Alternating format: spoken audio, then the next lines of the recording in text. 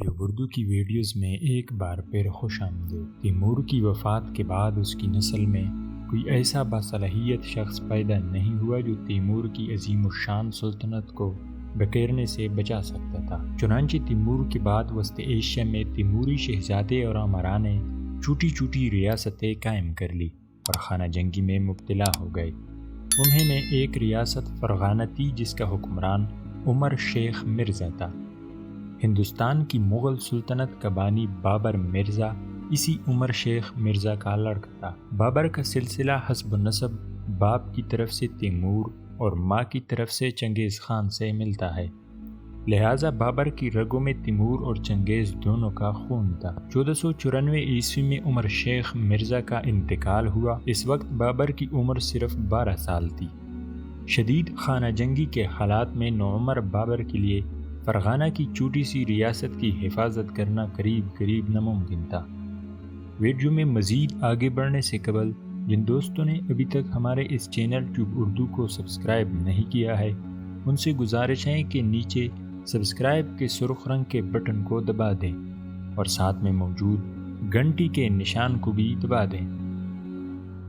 10 سال تک بابر خود کو اور اپنی ریاست کو بچانے کے لیے ہمسایہ ریاستوں کے حکمرانوں سے جنگ و جدل میں الجھا رہا۔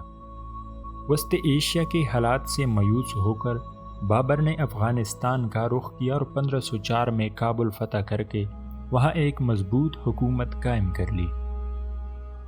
اس وقت ہندوستان میں لودھی پٹھان حکومت کر رہے تھے۔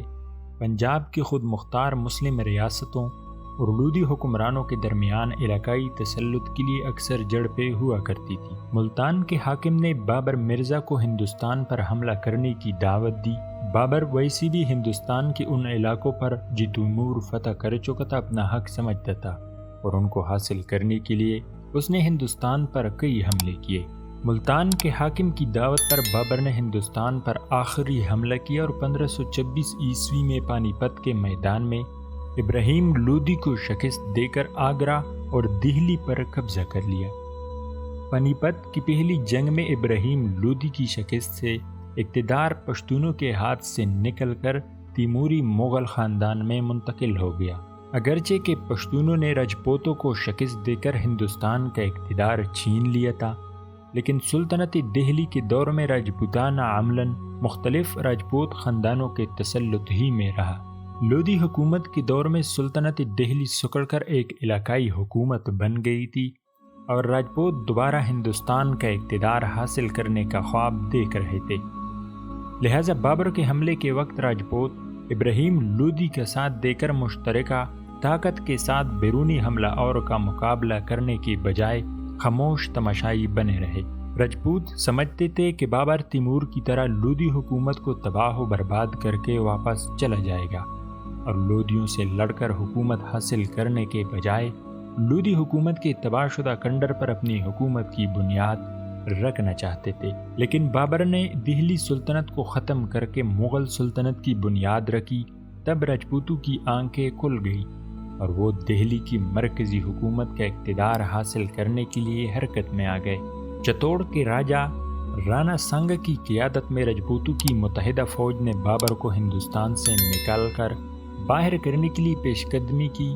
بہت سارے افغان سردار جو لودھی خاندان کی تباہی کے بعد بابر کے دشمن ہو گئے تھے، وہ بھی راجپوتوں سے مل گئے۔ 16 مارچ 1527 عیسوی کو بابر نے 12,000 کی فوج کے ساتھ کنواہا کے مقام پر راجپوتوں اور افغانوں کی 2 لاکھ متحدہ فوج کا مقابلہ کیا اور انہیں شکست فاش دی۔ کنواہا کی جنگ کے بعد بہت سارے شکست خوردہ افغان سردار بنگال کے حاکم نصرت شاہ کے پاس پہنچ گئے اور نصرت شاہ کی مدد سے انہوں نے بابر سے ایک بار پھر جنگ کی۔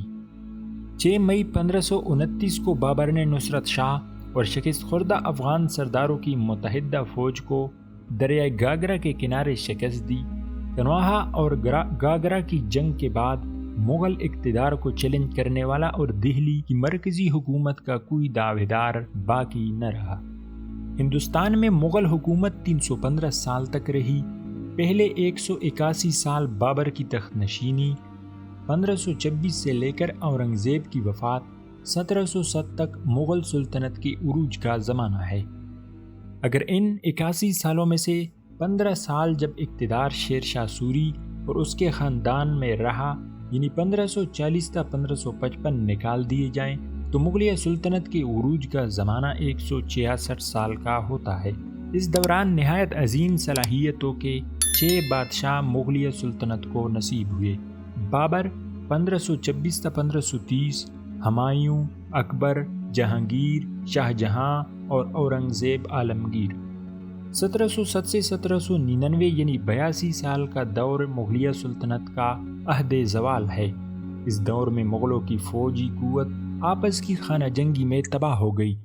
انگریزوں نے بنگال اور مدراس کی طرف سے ہندوستان کی سیاست میں دخل اندازی شروع کر دی تھی، لیکن دہلی کی مرکزی حکومت کا کوئی حقیقی دعویدار ابھی پیدا نہیں ہوا تھا۔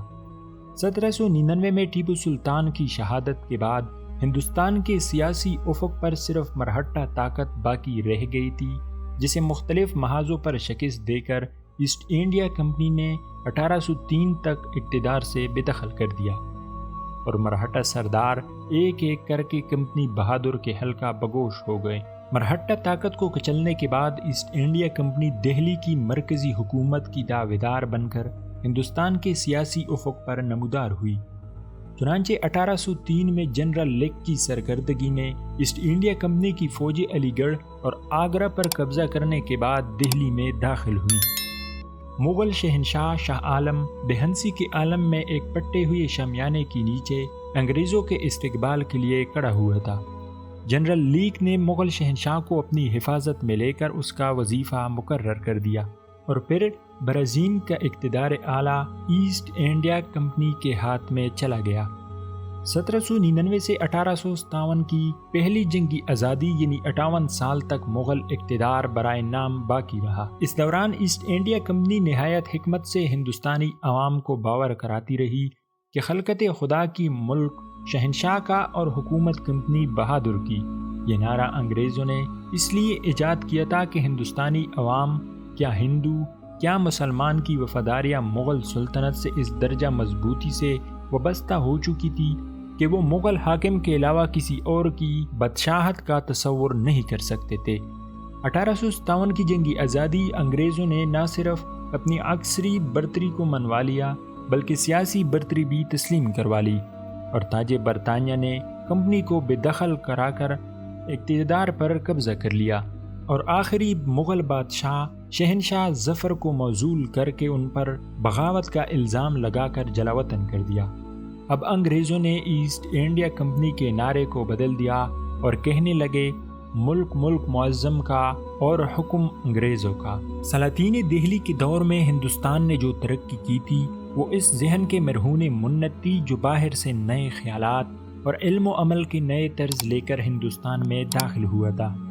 یہاں کے عوام میں بیداری پیدا کر کے ملک گیت رتی ہیں ان کا مددگار بن گیا تھا۔ عہد وسطیٰ کے ہندوستان کا یہ امتیاز رہا کہ مختلف مذاہب کا گہوارہ ہونے کے باوجود عوام کی اجتماعی زندگی مذہبی تعصب، فرقہ وارانہ شورش اور رضاکشی سے پاک رہی ہے۔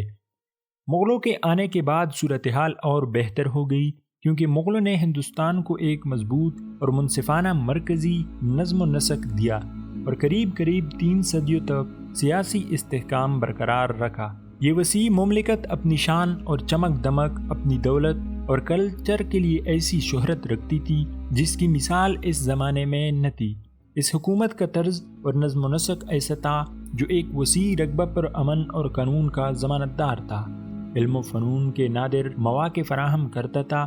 مغل تہذیب کی تاریخ میں اس کے کارنامے ایک درخشاں باب کی حیثیت رکھتے ہیں۔ مغل حکومت کی ان خصوصیات کی بنا پر سلاطین دہلی کے زمانے میں ملک کی ترقی کی جو بنیاد پڑ چکی تھی، مغل دور میں اس کی رفتار غیر معمولی تیز ہو گئی، اور مغل سلطنت کے قیام کے بعد 50 سال کے اندر ہندوستان دنیا کا سب سے ترقی یافتہ ملک بن گیا۔ یہ کبھی ممکن نہ ہوتا اگر ہندوستان کے 2 بڑے مذہبی طبقے یعنی ہندو اور مسلمان ملکی مذہب اور بیرونی مذہب کے جھگڑے میں پڑ جاتے اور اس بنیاد پر ایک دوسرے کے گلے کاٹ رہے ہوتے۔ جن دوستوں نے ابھی تک ہمارے اس چینل ٹیوب اردو کو سبسکرائب نہیں کیا ہے، ان سے گزارش ہے کہ سرخ رنگ کے سبسکرائب کے بٹن کو ضرور دبائیں